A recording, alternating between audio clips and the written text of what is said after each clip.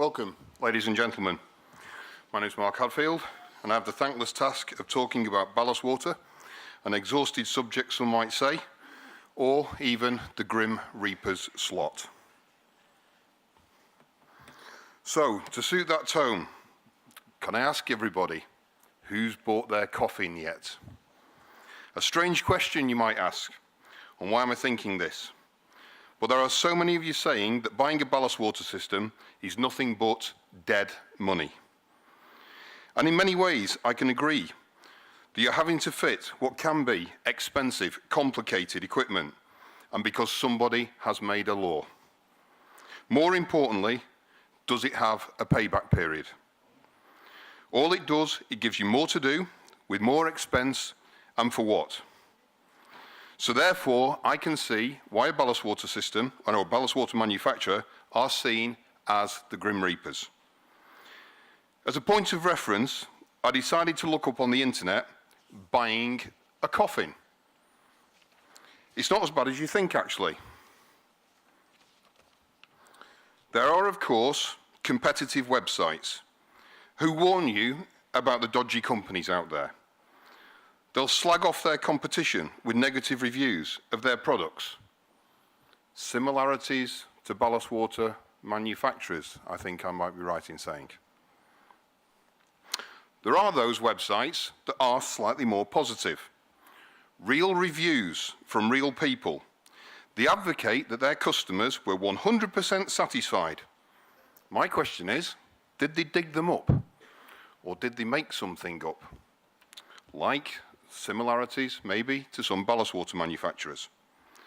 But there are innovative companies and forward-thinking companies.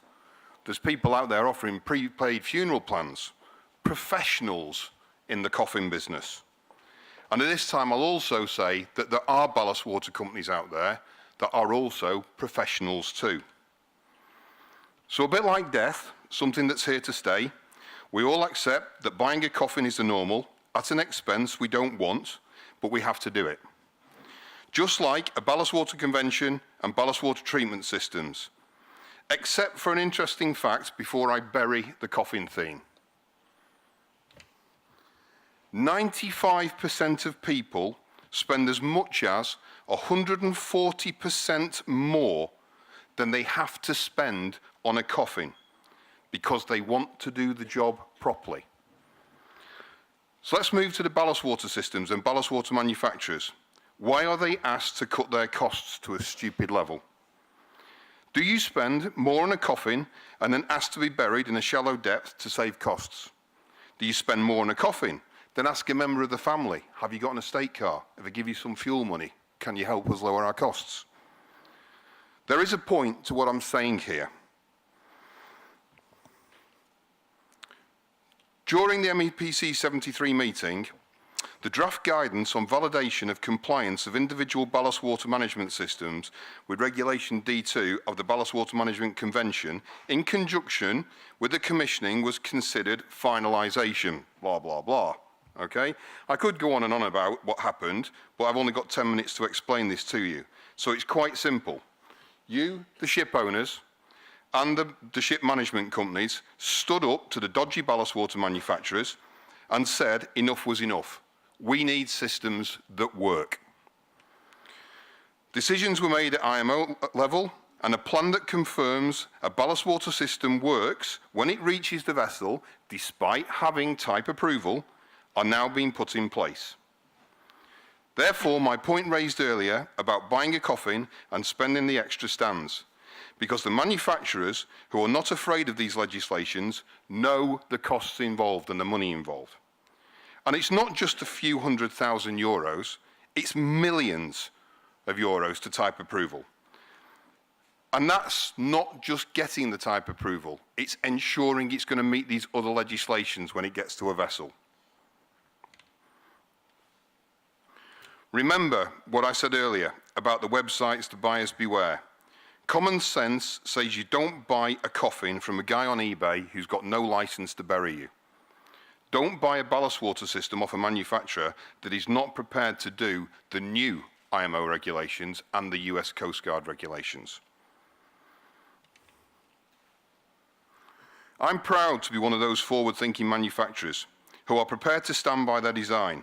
If a regulation changes or a test's intensified, you just do them, and you do them with the equipment you designed with in the first place.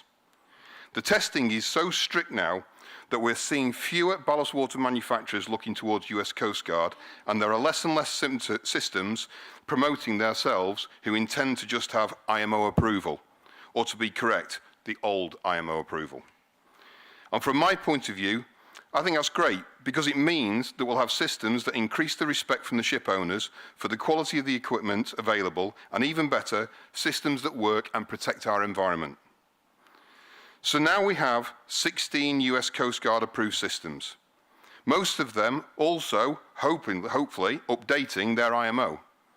If not, some may have already have achieved it. The data is a little bit vague. I understand there's 7 of us that are also in the type approval process. The number of systems working is increasing, giving you choice. It's just a shame that there's not more companies having faith in their equipment and stepping up to the mark. But there are other factors that stop manufacturers from coming forward, and it's not just the ability to meet the latest standards. It could be the size of the equipment or not being able to filter correctly. That's if you need filters. Installation costs are an issue, explosion-proof options, and the driving down of our costs does not help too. Some manufacturers have spent $50 million on R&D, and they're still at land-based testing. I know, one of my neighbours is there. In some cases, some of these manufacturers can't adapt on the spot to deal with the recommendations from CLAS or the MEPC. Therefore, all they can do is go back to their factory and come back at another day. And it's ironic that some of these manufacturers throwing the towel in have pedigree in water treatment with vast financial resources. I can only guess that their engineers don't have the passion or the determination that some of the pioneering manufacturers have had. So, ladies and gentlemen, or more specifically, EcoClaw, Alpha Laval, Irma First, EnviroCleanse, Denora, Optimarine, Ocean Saver, Sunrai, Techcross, Samsung, BioUV, Wärtsilä, HHI, Headway, JFE, and Panasai. I take my hat off to you. You are the guys that have pioneered, and I say, well done. And as I mentioned earlier, we've got the new G guidelines, a new age of testing. Testing so strict that not every laboratory in the world can perform these tests. And I know, as I'm one of the pioneers here. In fact, I think I could be correct in saying that I'm the first manufacturer to go through a European test facility under new G9 guidelines. Shortly after getting involved in ballast water and having knowledge of other technologies and how the testing would reveal who's got it or not, I predicted there will be around 22 quality manufacturers, with a few small ones here and there. With 50,000 vessels to retrofit, I'm not even going to go in or comment on the fact that there will be not enough dry docks available, and it's easy to see that the mess is not going to be over with. But you, the ship owners, have proven that you have a voice. You've embraced, if I can use that word, the Ballast Water Management Convention, because you have forced a fix on dodgy systems. But that's only just dipping your toe in the water before jumping straight in. That's when you're going to find out how really cold it is. You need to air your voice again. Manufacturers should be gearing up for training, not just the crew, but their engineers, their after-sales people, and not just on their own systems, but on the full facts surrounding ballast water and its implications. We should be embracing testing equipment and demonstrating its importance so that you, the ship owner, have more faith in what we do. Education led to the testing protocol that the ship owners asked for. Education will lead us through the murky waters ahead as it all unfolds. Systems that don't work came from greed of manufacturing to a legislation. Let's learn from this if we can. Learning leads to innovation, I'm told. Innovation comes from embracing something, and embracing something comes from sharing ideas. There is still further room for development. We should, as manufacturers, be looking at what other laws are on the horizon and thinking, Do they affect what we are designing and selling today? This surely is our duty to the environment. I've mentioned competitive companies, positive companies, innovators. I also mentioned payback. You've got to gather your information and do your research. I've just given you the 16 names of the companies with the type approvals I've mentioned. The US Coast Guard website will give you the names of the others who are in approval. It doesn't take long to find out who they are. Just do your homework. Ladies and gentlemen, if you want to buy a coffin, there are about 20 companies in Cyprus who can help you.